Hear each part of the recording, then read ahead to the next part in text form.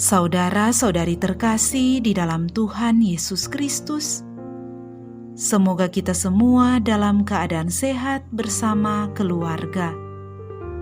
Saat ini marilah kita mendengarkan bacaan kitab suci dan renungan harian Kamis 17 Februari tahun 2022.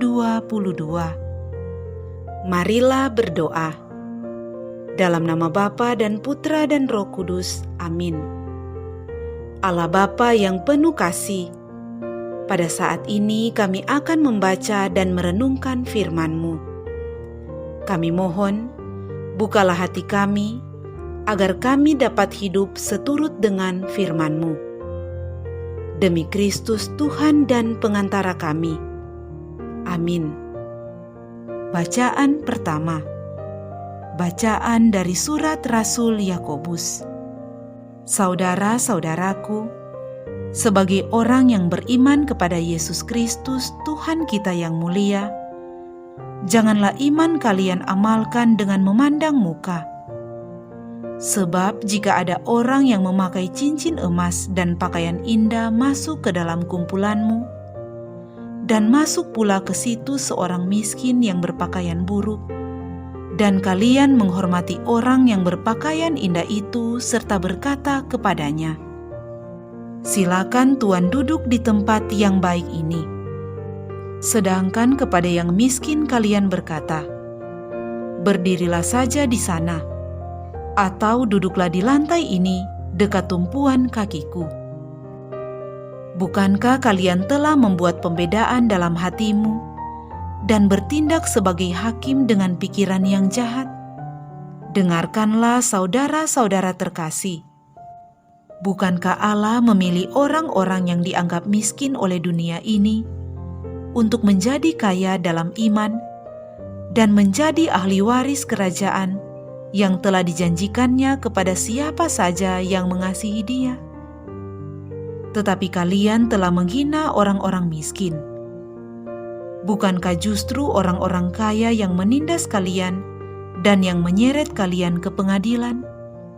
Bukankah mereka yang menghujat nama yang mulia, yang membuat kalian menjadi milik Allah? Camkanlah, jika kalian menjalankan hukum utama yang tertulis dalam kitab suci, kasihilah sesamamu manusia seperti dirimu sendiri, kalian berbuat baik. Tetapi jika kalian memandang muka, kalian berdosa dan oleh hukum itu menjadi nyata bahwa kalian melakukan pelanggaran. Demikianlah sabda Tuhan. Syukur kepada Allah. Bacaan Injil. Inilah Injil suci menurut Markus. Dimuliakanlah Tuhan. Pada suatu hari, Yesus bersama murid-muridnya pergi ke kampung-kampung di sekitar Kaisarea Filipi. Di tengah jalan ia bertanya kepada murid-muridnya, "Kata orang, siapakah aku ini?" Para murid menjawab, "Ada yang mengatakan Yohanes Pembaptis, ada juga yang mengatakan Elia, ada pula yang mengatakan seorang dari para nabi." Yesus bertanya lagi kepada mereka, "Tetapi menurut kamu, siapakah aku ini?" Maka Petrus menjawab, "Engkaulah Mesias." Dan Yesus melarang mereka dengan keras, supaya jangan memberitahukan kepada siapapun tentang Dia. Kemudian mulailah Yesus mengajarkan kepada mereka bahwa Anak Manusia harus menanggung banyak penderitaan. Ia akan ditolak oleh para tua-tua, imam-imam kepala dan ahli-ahli Taurat, lalu dibunuh dan bangkit sesudah 3 hari. Hal ini dikatakannya dengan terus terang. Tetapi Petrus menarik Yesus ke samping dan menegurnya. Maka berpalinglah Yesus dan sambil memandang murid-muridnya, ia memarahi Petrus katanya, "Enyalah iblis, sebab engkau bukan memikirkan apa yang dipikirkan Allah, melainkan apa yang dipikirkan manusia." Demikianlah sabda Tuhan. Terpujilah Kristus.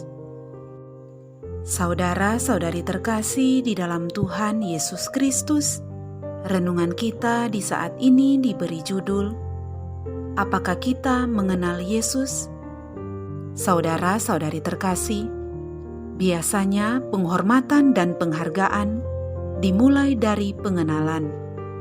Kurangnya pengenalan membuat kita tidak tahu bersikap dengan benar. Ketika berpapasan dengan seseorang yang amat terhormat, kita mungkin cuek karena kita tidak mengenalnya. Sikap kita tentu akan berubah ketika kita mengetahui identitas seseorang. Sesungguhnya penghormatan diberikan bukan semata karena jabatan seseorang, tapi karena karya dan tindakannya. Itulah penghormatan yang sejati. Semoga kita dikenal karena kebaikan dan cara hidup kita yang baik dan benar, dan bukan karena perbuatan yang tidak berkenan di hadapan Tuhan dan sesama. Saudara-saudari terkasih, dalam Injil hari ini, Tuhan Yesus bertanya kepada para murid perihal sejauh mana mereka mengenalnya. Jawaban para murid bervariasi. Mereka mempunyai gambaran tersendiri tentang Tuhan Yesus. Dalam gambaran manusiawi mereka, Raja Penyelamat itu tentu maha kuasa, mampu menaklukkan siapa saja dan melakukan apa saja. Beberapa tanda kuasa yang telah dilakukan Yesus membuktikan pengenalan mereka. Namun ada dimensi hidup Tuhan Yesus yang tidak dipahami oleh para murid. Karena itu mereka terkejut dan kecewa ketika Tuhan Yesus mulai menyampaikan bahwa Dia harus menanggung banyak penderitaan, ditolak, dianiaya, bahkan dibunuh. Petrus menegur Yesus. Namun Yesus kembali menegur Petrus dengan keras dan berkata, "Enyahlah iblis, sebab engkau bukan memikirkan apa yang dipikirkan Allah, melainkan apa yang dipikirkan manusia." Saudara-saudari terkasih, teguran Tuhan Yesus ini ditujukan kepada setiap muridnya, termasuk kita.